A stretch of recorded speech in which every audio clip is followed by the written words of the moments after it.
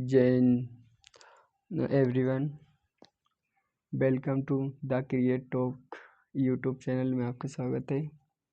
हम आपके लिए आज लेकर आए हैं आदर्शवाद का शारीरिक शिक्षा में क्या इन्वॉल्वमेंट है, तो उसके बारे में हम बात करते हैं।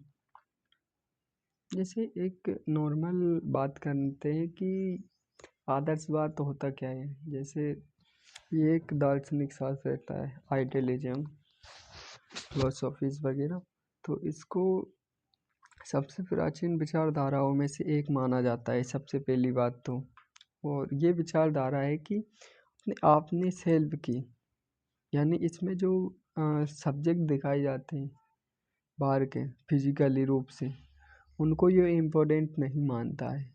इसमें इम्पोर्टेंट होता है अपने विचारों का, सेल्फ, आत्मा का मानता, सत्य मानता है।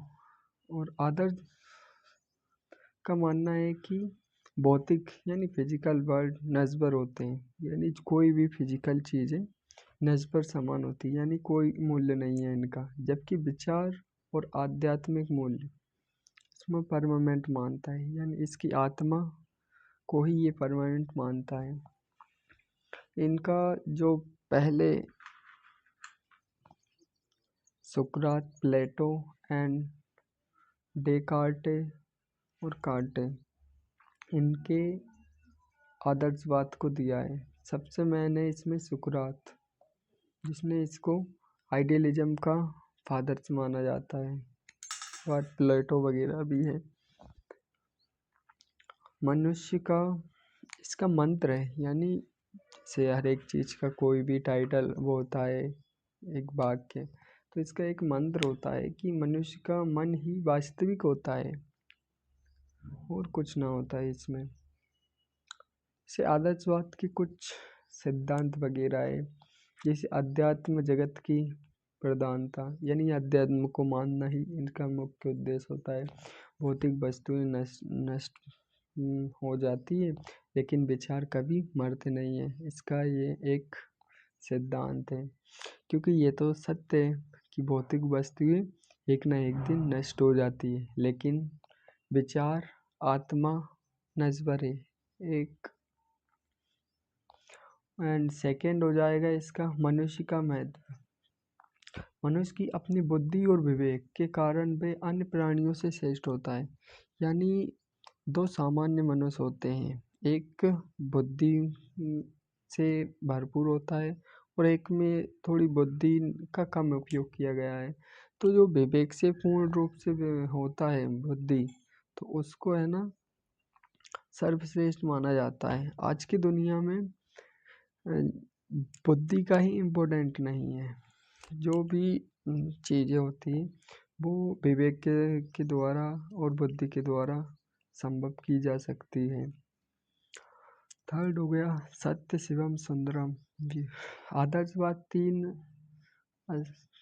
मूल्यों की प्राप्ति के लिए जोर देता है, सत्यम, शिवम, सुंदरम।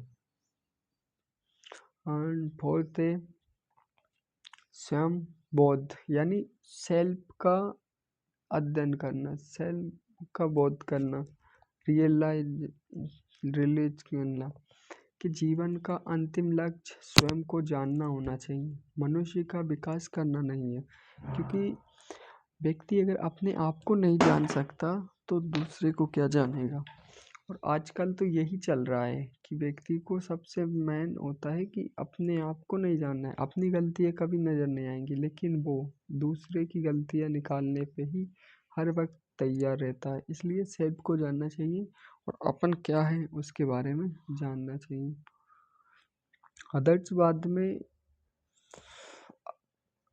शारीरिक शिक्षा का अनुप्रयोग क्या होता है, यानी एक तरह से कह सकते हैं कि शारीरिक शिक्षा में आदर्शवाद का अर्थ होता है केवल शरीर का बनाना नहीं होता है, यानी जो शरीर बनाते हैं बॉडी बिल्डिंग वगैरह, बल्कि शरीर की माध्यम से चरित्र का निर्माण करना मुख्य उद्देश्य होता है। अपने विचारों, भावनाओं और बुद्धि से अपना चरित्र का निर्माण करना चाहिए, इसको इम्पोर्टेंट माना गया है। शरीर और मन का संबंध। आदर्शवाद मानता है कि शरीर और मन का दास होता है। आदर्शवाद का मानना है कि शरीर मन का दास होता है। बिल्कुल है। इसका सिंपल सा एग्जाम्पल मैं देता हूँ। जब आप सुबह सोते रहते हो, आपने अलार्म भी लगा रखा है, अलार्म बजा और आपका मन कर रहा है कि मुझे उठना है, लेकिन शरीर बोल रहा है कि नहीं, मुझे उठना नहीं है, मुझे आराम चाहिए। अगर उस टाइम आपने शरीर की ना सुन के मन की सुनी, तो एक आदर्शवाद का आपने अप्लाई कर लिया है अपने जीवन में। जैसे ही प्रसिद्ध कहावत भी होती है कि स्वस्थ शरीर में ही स्वस्थ मस्तिष्क का निवास होता है। तो ये इसका एक मुख्य रूप से अप्लाई किया गया है। सेकेंड हो जाएगा चरित्र और नैतिकता। आदर्शवाद शारीरिक शिक्षा में जीतने से ज़्यादा महत्वपूर्ण खेल भावना होती है। कोई भी स्पोर्टमैन होता है, वो किसी भी गेम को में अधिकतर आपने देखा होगा, क्रिकेट, फुटबॉल, जीतना इम्पोर्टेंट नहीं होता है। गेम चलता है, उसके चलता रहेगा, उस टाइम अग्रेशन वगैरह सब कुछ होगा, लेकिन लास्ट में सभी प्लेयर एक दूसरे को हैंडशेक करते हैं और खेल भावना को विकसित करते हैं। क्योंकि खेल भावना होती है कि एक प्रत्येक प्लेयर दूसरे प्लेयर या दूसरे प्लेयर की रिस्पेक्ट करना सबसे इम्पोर्टेंट होता है, कि उसकी भावना को समझना। तुम जीते हो, तुम्हें बधाई दो, तुम हारे हो तो उसे भी थोड़ा बहुत लगता है कि नेक्स्ट टाइम वो बेटर करेगा, तो एक खेल भावना विकसित होती है। ये एक इम्पोर्टेंट होता है। इसमें कुछ पॉइंट दिए गए हैं, जैसे खिलाड़ी को ईमानदार होना चाहिए, अनुशासन में रहना चाहिए, डिसिप्लिन एंड नियमों का पालन करना स्वाभाविक है। छल कपट यानी एक दूसरे से कोई भी जीत हार होती रहती है, लेकिन आदर्शवाद में कोई स्थान नहीं है जीत और हार का। इम्पोर्टेंट है भावना, कि आपकी भावना क्या है दूसरे प्लेयर के प्रति। हारना जीतना आदर्शवाद में माना ही नहीं है। आप स्पोर्ट के प्रति, गेम के प्रति, टीचर्स के प्रति क्या भावना रखते हो, ये इम्पोर्टेंट माना गया है। आप नंबर 3, शिक्षक की भूमिका क्या होती है, रोल ऑफ टीचर। तो आदर्शवाद में शिक्षक और कोच का स्थान बहुत ऊंचा है, मतलब इम्पोर्टेंट माना गया है। केवल एक शिक्षक नहीं, बल्कि वे एक रोल मॉडल होता है। छात्र अपने गुरु के व्यवहार और व्यक्तित्व का अनुशासन सीखते हैं। मान लो अगर आपका टीचर आपको शिक्षक होता है, और उसका इम्पोर्टेंट होता है कि वो बच्चे को जिस राह पे लेके जाना चाहता है, बच्चा उसी राह पे जाएगा। अगर टीचर्स में काबिलियत होगी कि बच्चे को मुझे फर्श से उठा के वहाँ तक लेके जाना है, आसमान तक, तो उसके लिए उसे कई सारी रणनीति तैयार करनी होगी। तो ये एक इम्पोर्टेंट रहता है कि टीचर्स का, जैसे एक कोच हो गया, एग्जाम्पल के तौर पे बताता हूँ। एक नॉर्मल उसके पास एक स्टूडेंट आता है कोच के पास, तो वो उसको पहले तो उसको ट्राई करेगा कि तुम्हारे कैपेसिटी क्या क्या है, उसका टेस्ट वगैरह लेगा। लेकिन जब कोच को सब कुछ मालूम हो जाता है, तो उसकी बेस्ट से बेस्ट ट्रेनिंग करवाता है, और उसे छोटे, मतलब वो एक जीरो लेवल से उसे हीरो लेवल तक बनाने का पूरा रोल कोच का होता है। इसीलिए इसमें इम्पोर्टेंट माना जाता है कि टीचर्स या कोच का स्थान बहुत ऊंचा होता है, क्योंकि इसमें भावना जुड़ी रहती है। मेन इम्पोर्टेंट होता है अपना एक रिस्पेक्ट, टीचर्स के प्रति जो रिस्पेक्ट है उसको डिस्टिफाई किया जाता है, मेन उद्देश्य होता है। और अनुशासन वगैरह भी प्रमुख सीखने का होता है। एंड कैरिकुलम, हाँ, तो पाठ्यक्रम होता है कि आदर्शवाद के अनुसार फिजिकल एजुकेशन में पाठ्यक्रम में ऐसी गतिविधियां होनी चाहिए जो मानसिक और आध्यात्मिक शक्ति बढ़ाए।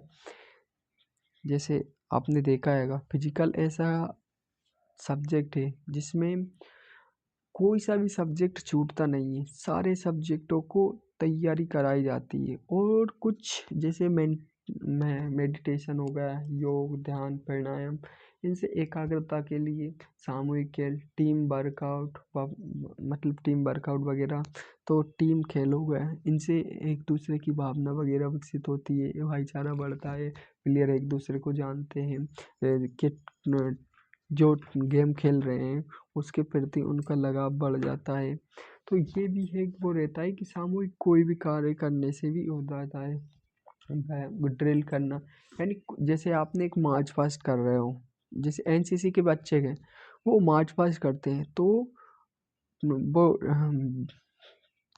कमांड पे मूव होना, कमांड पे जैसे 1 2 1 उनके हैंड उनका मूवमेंट करना, ये एक बहुत बड़ी बात होती है। लेकिन सबसे बड़ा होता है इसमें अनुशासन, जो एनसीसी में दिखाया जाता है, और ये ड्रिल भी मेन उसी के लिए है। तो एक करिकुलम तैयार किया जाता है इसमें भी। अब आते हैं अपन आदर्शवाद के उद्देश्य क्या क्या होते हैं। उद्देश्य में अपन सिंपल बात करते हैं कि व्यक्ति का पूर्ण विकास, शारीरिक, मानसिक, सामाजिक, आध्यात्मिक, बौद्धिक संपूर्ण विकास, नैतिक, इन पे ध्यान केंद्रित किया जाता है किसमें, आदर्शवाद में। सेकेंड आ जाता अनुशासन, बाहरी नियंत्रण की बजाय सेल्फ डिसिप्लिन। अगर कोई बच्चा जूनियर सीनियर जो जैसा भी हो, उसमें अगर सेल्फ डिसिप्लिन में है, तो जो उससे मतलब सीख रहा होगा कि ये मेरा रोल मॉडल है, तो वो स्वाभाविक है कि उसके अकॉर्डिंग वो अपना डिसिप्लिन खुद ठीक कर लेगा कि मेरे सामने वाला डिसिप्लिन में है तो मैं अनडिसिप्लिन नहीं रहेगा, यानी वो अनुशासन नहीं तोड़ेगा, तो वो भी सेल्फ अनुशासन में आ जाएगा। ये किया जाएगा। स्वास्थ्य के प्रति कर्तव्य, शरीर को स्वस्थ रखना है तो नैतिक जिम्मेदारियां, ताकि समाज की सेवा कर सके, ये इम्पोर्टेंट होता है। सौंदर्य बोध, शरीर की गतिविधियों में ले गति, सुंदरता को समझना महत्वपूर्ण होता है।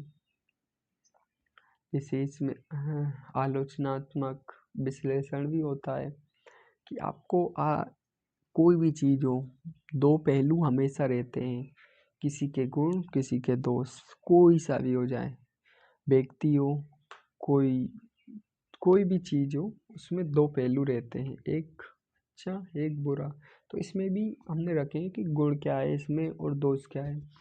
तो सबसे पहले आ जाएगा कि ये शिक्षा का केवल मांसपेशियों तक सीमित ना रखकर इसे उच्च जीवन में से जोड़ता है। मतलब सिंपल है यार, कि जो छात्र अनुशासन, नैतिक संचार करता है, सेल्फ अपने आप को विकसित करता है, शरीर तो अपनी जगह विकसित हो रहा है, उसको ग्रोथ अलग है, लेकिन इसका मुख्य उद्देश्य होता है कि व्यक्ति का आध्यात्मिक और नैतिक विकास जरूरी है। सेल्फ अनुशासन, सेल्फ डिसिप्लिन, सेल्फ भावनात्मक विकास बहुत जरूरी होता है। और इसके दोष में आ जाएगा, जैसे ये विचारधारा बहुत अधिक सैद्धांतिक होती है। सैद्धांतिक मतलब समझ रहे हो ना, कि जटिल वगैरह, और इसमें अपने आधुनिक प्रतिस्पर्धी युग में केवल विचारों से काम नहीं चलता। यानी कुछ लोगों का मानना है कि सिर्फ विचारों से काम नहीं चलता है, कहीं जगह आपको अन्य चीज़ों की भी ज़रूरत पड़ती है, अन्य उसकी भी ज़रूरत पड़ती है। विज्ञान और तकनीक भी ज़रूरी होती है, बिल्कुल ज़रूरी है, लेकिन इम्पोर्टेंट इसमें आपको बताया गया है कि विचार को इम्पोर्टेंट बताया गया है, आपके विचार कैसे हैं, विचारों को इम्पोर्टेंट बताया गया। लेकिन इसमें विज्ञान तकनीक अन्य चीज़ें हैं उनको इम्पोर्टेंट ना माना है, तो इसके लिए ये दोष बताया गया है। आदर्शवाद व्यक्ति की व्यक्तिगत रुचियों की बजाय व्यक्ति की रुचियों की बजाय पूर्णता पर ज़्यादा जोर देता है, जो कभी बोझिल हो सकती है, मतलब एक दूसरे पर बोझ हो सकती है। कभी कभी बोझ महसूस करते हैं ना व्यक्ति की रुचियां हैं लेकिन वो उनको कर नहीं रहा है, वो एक अपने विचारों से बंधा हुआ है। तो ये एक मानना रहता है कि उनका नेगेटिव भी रहता है। तो ये दोष उसी में आता है कि आपकी कुछ रुचि है उनको ना करके हुए भी उनको ना किया जाता है। तो आज के लिए इतना ही, मिलते हैं नेक्स्ट